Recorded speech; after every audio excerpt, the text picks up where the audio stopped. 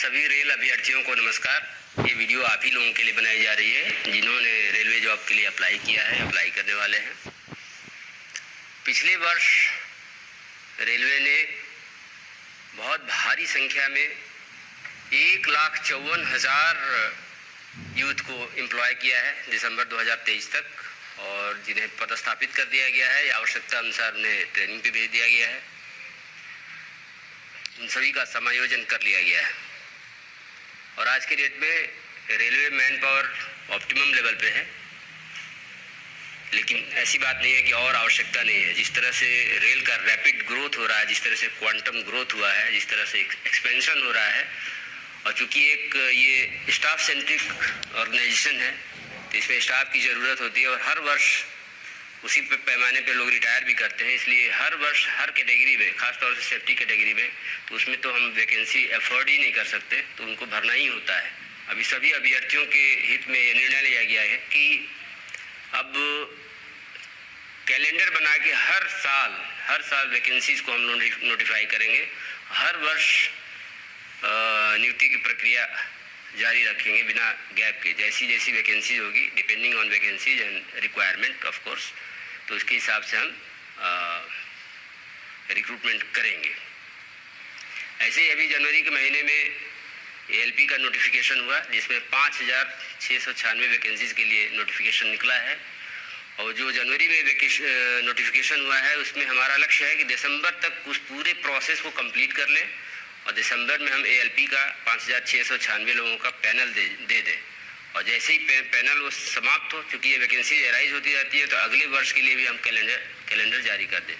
इतना ही नहीं, जैसा कि स्टूडेंट्स का भी, जो हमारे यूथ है, उनका डिमांड था कि और भी वैकेंसीज कब आ रही हैं, कब आएंगी, तो उसको भी ध्यान में रखते हुए रेल मंत्रालय ने अभी हम लोगों ने इसको नोटिस में भी दे दिया है कि टेक्नीशियन कैटेगरीज में जिसमें 9,000 वैकेंसीज हैं, ऑलमोस्ट अनुमानित वैकेंसीज हैं, उसके लिए भी हम लोगों ने एक टेंटेटिव कैलेंडर दे दिया है कि 9,000 वैकेंसीज को फरवरी के महीने में 2024 में नोटिफाई करेंगे और एक साल में, यानी कि अगले साल फरवरी तक इसको कंप्लीट कर लेंगे। कंप्लीट करने के बाद एक नेक्स्ट साइकिल में हम नोटिफाई करेंगे ये, ताकि पूरे रिक्रूटमेंट प्रोसेस को टाइम बाउंड मैनर में हम इसको कंप्लीट कर पाएँ, संपन्न कर पाएँ। इसके अलावा रेल मंत्रालय ने एक बहुत बड़ा कदम उठाया है एज रिलैक्सेशन दे करके। कोविड के टाइम में, जैसा कि आप जानते हैं, 2-3 साल तक परीक्षाएं करना संभव नहीं हो सकी थी। बहुत सारे कैंडिडेट्स ओवर एज हो गए थे, तो उनको सम्मिलित करने के लिए, उनको भी अवसर प्रदान करने के लिए रेल मंत्रालय ने 3 साल का, 1 साल नहीं, 2 साल नहीं, 3 साल का एज रिलैक्सेशन दिया है, जो कि जिससे हमारे कैंडिडेट्स जो वंचित रह गए थे, जो चूक गए थे एग्ज़ाम देने से, पाएंगे, अपीयर हो पाएंगे आगामी होने वाले एग्ज़ाम्स में। तो एक बड़ा उनके लिए भी अवसर होगा।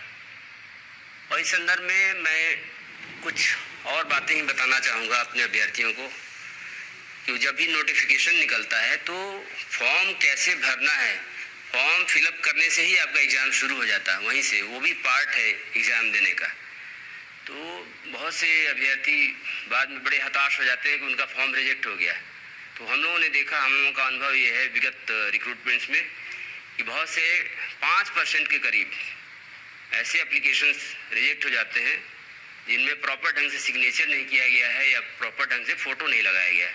बहुत से कैंडिडेट्स होते हैं जिनका और जो भी क्राइटेरिया है उसको फुलफिल करते हैं, उसमें उनका सर्टिफिकेट भी ठीक है, जो भी एज के लिए जो भी सर्टिफिकेट चाहिए वो सब ठीक है, लेकिन उन्होंने प्रॉपर ढंग से सिग्नेचर नहीं किया है या प्रॉपर फ़ोटो नहीं लगाया है। उसकी वजह से ये कंप्यूटराइज्ड वे में वेरिफिकेशन होता है, स्क्रूटनी होती है, तो रिजेक्ट हो जाता है। इसमें कोई ह्यूमन इंटरवेंशन नहीं होता है।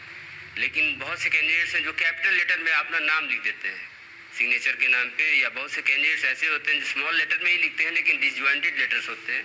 तो ऐसे सिग्नेचर एक्सेप्टेबल नहीं है, क्योंकि सिग्नेचर करना है जो इंस्ट्रक्शन है उसके हिसाब से रनिंग राइटिंग में करना है। ऐसे ही फोटोग्राफ्स, बहुत सारे फोटोग्राफ्स होते हैं जिनका रिजोल्यूशन सही नहीं होता।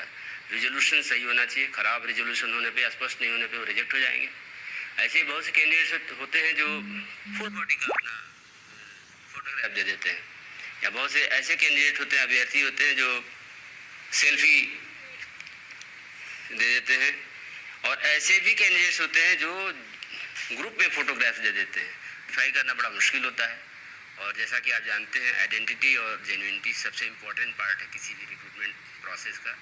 हमारी तरफ से अपील यही है कि फॉर्म भरते वक्त आप बहुत अलर्ट रहें, बहुत ध्यान से भरें, ताकि ये जो सुनहरा अवसर आपको मिला है उससे आप वंचित न रह जाएं। और जो भी बातें मैं बता रहा हूँ, इन सब बातों को सभी आरआरबीज ने अपने वेबसाइट पे दे दिया है, उसको आप देख सकते हैं। ऐसे ही एज रिलैक्सेशन भी दे दिया गया है।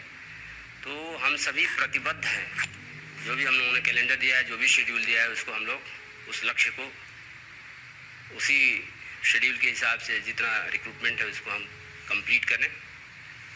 और अब आपकी बारी है कि आप जो शेड्यूल दिया गया है उसके हिसाब से तैयारी करें। अब आप जी जान से लग जाएं एग्ज़ाम देने के लिए।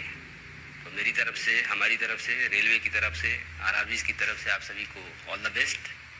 आप सभी को ढेर सारी शुभकामनाएं। धन्यवाद।